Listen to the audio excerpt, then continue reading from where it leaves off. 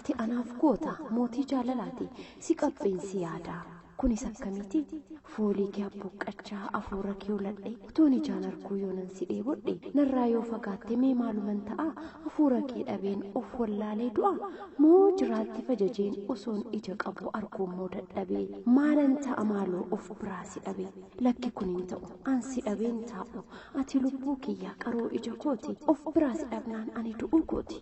Of biraas nan dhabduu anaaf isin dultuu nan si boqochiisaa jireenya kee guutuu yaa intala Oromoo qal'oo mudhiisonsaa jaalaluma keetuu gubee na boochisaa iji kee kukkuulleen kan nyaara kee jala yeroo na ilaalu ofuma wallaalaa sagalee kiiloleen yeroo ati na waamtu qaamonni miira koo guyyumaan dhaamutu maali wanta akkanaa kan na wallachiisu jaalala mitimuu maaf nan boqochiisu. Miirra tamma jettu dhugumaan jiraannaan wayitana dhabdu dhugumaan dhaamunnaan hin shakkin jaallee koo jaalaluma akkana kennaa guddaa akkasii waliin kunuunsina wal fuunee jiraannaa bultii gaarii dhaabnee ilmaan hedduu horree jaalalaan guddifne kanaafuu mootii koo ammanatti siqi dharraa foolii kootii daangaa malee abbuuqi. Jirra jirtuu kabajamtoota dhaggeeffattoota qophii dambalii jaalalaa. Hedduu sin jaallanna. Akkam jirtu kabajamtoota dhaggeeffattoota keenya qophii dambalii jaalalaa har'aaf jenne kunoo eegallee jirra. Qabiyyeen qophii keenyaa irraa xalayaalee goleewwan afaan Oromiyaa irraatiin nuuf dhiyaatan gara dhaggeeffattoota keenyaatti deebisnee isaan dhageessisuu yoo ta'u dhaggeeffattoonni keenyas yaada qaban karaa toora bilbila keenya akkasumas ergaa gabaabaadhaan nu biraan ga'uu danda'u keessaa'u jaalala waliin wal qabatee kan mudannoo qabu yoo jiraate egaa jaalalli kun mudannoon dhabuumi. Mee mudannoon dhabu yoo jette atis jaalala argiteetuma jirta. Mudannoo jaalala kee keessatti si qunname keessaati mee tokko nuuf himiti dhaggeeffattoota keenya bohaarsinee eegallu. Mudannoo jaalalaa kootii dhaggeeffattoota keenyaaf himuudhaaf fedhii dhabee osoo hin ta'in dhaggeeffattoota keenyaaf har'anan hima jedhee hin karoorfanne waan hin ta'eef ittiin qophoofne yeroo biraa mudannoo jaalala kootii dhaggeeffattoota keenyatti himuu nan danda'a. Nama ta'ee gaafa biyya lafaarra jiraatu namni mudannoo dhabu hin jiru keessaa ugaa akkuma sila jedhee jaalala waliin wal qabatee namni bakka garagaraatti wal baruu danda'a wal baree wal jaallachuu danda'a seenaa hedduus waliin dabarsuu danda'a gargaris ba'uu danda'a. Egaa bu'aa ba'iin hedduutu biyya lafaarra jira waan ta'eef jaalallis bu'aa bayii kana hundumaa keessa darba garuu jaalalli yeroo hundumaa mo'eetu argama. Qophii dambalii jaalalaa har'aagaa walaloodhaan kan nuti eegallee walaloo shamarree tokkoo fi dargaggeessi tokko waliif barreessan. Walaloo isaaniif dubbifame kanattis hedduu akka isaan bohaaran abdii qabna. Yaadota asiitii kaanis dhimma mudannoodhaan wal qabate akka isaan itti yaadaati qophii dambalii jaalalaatiifis akka isaan nuuf erganis gamanumaatiin dhaggeeffattoota keenyaaf dhaamsa dhaabna. Eeyyeen egaa kabajamtoota dhaggeeffattoota keenya egaa kan raadiyoo Oromiyaatiin nu dhaggeeffachaa jirtanii yaada keessan ammallee nu biraan ga'uu hin dagatinaa isiniin jenna. Yeroo baay'ee egaa jaalala gaafa jedhamu miiruma adda ta'e yookaan immoo korniyaa yookaan saala garaagaraa irratti qofa waan inni mul'atu miti jechuun dhiiraaf dhalaa qofatu wal jaallata jechuu miti. Jaalala gaafa jennu jechi isaa bal'aadha waan ibsamee dhumuu hin dandeenye fakkeenyaaf ani fi ati waa'ee jaalala ammanii haasofne yoo jenne dubbannee hin fixnu daangaan jaalalaa hin beekamu yoon jedhe natti salphata.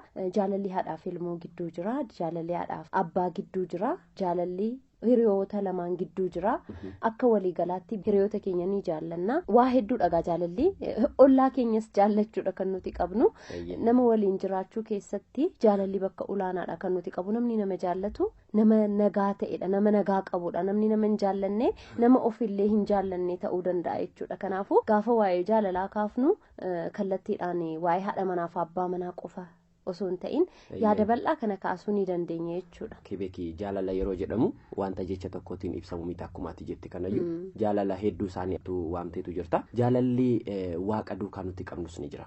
Gosoota jaalalaa keessatti amma fakkeenyaaf jaalalli sun jaalala agaappee jedhama. Wanta ijaan hin argamne tokko jaallachuu isa jedhu sanatti wal qabata. Sababa kamiyyuu kan hin qabne jechuudha.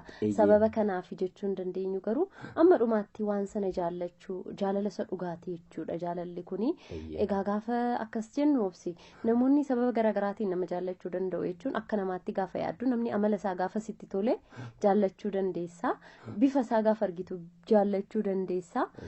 Namoonni kaan immoo ulaagaa garaagaraa qabu tarii rifeensi ishii waan guddaa ta'eef yookaan waan dheeraa ta'eef hin jaalladhe waan iji ishii gurguddaa ta'eef waan hedduudha keessattuu amma ulaagaalee jaalalaa isa jedhu kana keessatti namni tokko amma jaalala dhiiraa fi dubartii yookaan immoo jaalala koorniyaalee adda addaa irratti hundoofne yoo dubbanne keessattuu dhiirri maal ilaalee jaallata durbi immoo maal irratti hundooftee jaallatti isa jedhu adda addummaa xiqqoo ni qabaatu.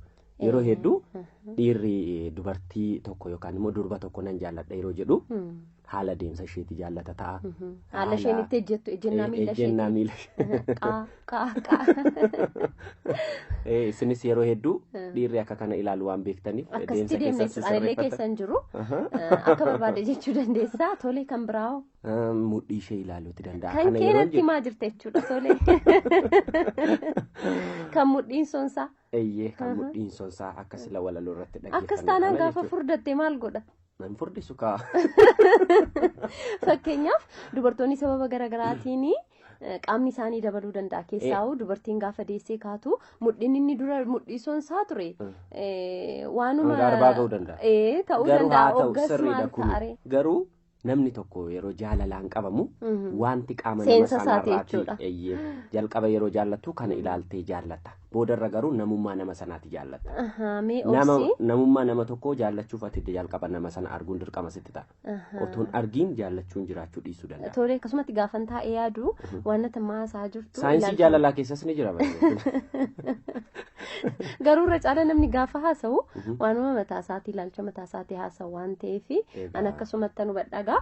Akkam jettaati silaati dubartiin tokko an isheen dhiira jaallattu yookaan immoo shamarreen tokko an isheen dhiira jaallattu maal irratti hundoofteeti jettaati?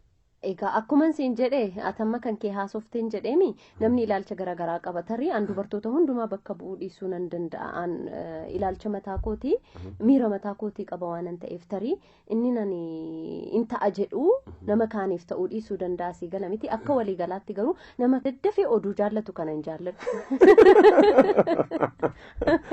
Sirruma dhiira oduu jaallatu hedduu hin jaallannu kan jedhan shamarran hedduu irraati yaadni kun ni ka'a. Haa ta'u egaa hedduu haasofneerra fakkaata kabajamtoota dhaggeeffattoota keenyaa kan dhaggeeffachaa jirtan qophii dambalee jaalalaati kanarraaf jenne egaa xalayoota keessan kan walitti qiqindeessin jechuudha karaa lakkoofsa saanduqa poostaa keenyaa kan nu bira ga'e walitti qiqindeeffannee jirra akka taanutti isiniif dhiyeessina obsii filee fi keebeekii mul'ataa qophicha qopheessuun isin waliin turtii taasif. Qophii dambalee jaalalaa kan ammoo ispoonsar kan nuuf godheetii jiru dhaabbata laayitiin Afrikaa jedhudha. Egaan dhaabbanni biroolleen oomisha isaanii dhufanii nu biratti beeksifatanii qophii dambalee jaalalaa kana deeggaruutti danda'uu isaaniitiin jenna.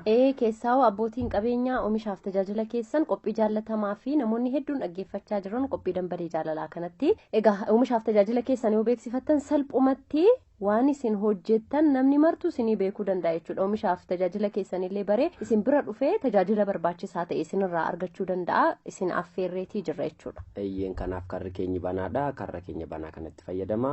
Kottaa tajaajilamaas ni jenna. Xalayoota keessan kanarraaf walitti qiqindeeffannee isin biraan geenya ammas turtiin keessan nu waliin haa ta'u isiniin.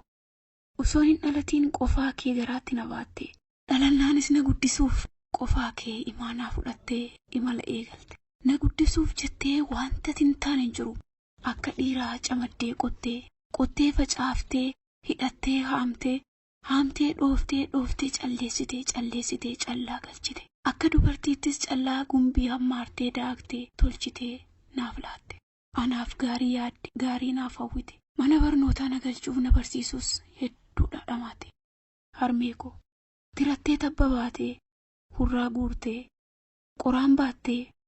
Laga buutee gufuu guutee cilee gubdee cilee baattee guddaa fi xiqqaa firaa firiyaan hedduutu waamee si ergate harmee koo meeqatu aaree si ifate warri siin jedhee warri si ifate yaa irraanfatu malee anii fi ati yoomiyyuu hin dagan na yaadadha yericha yeroo ati qoraanii fi cilee baattee gabaa geessitu ani immoo.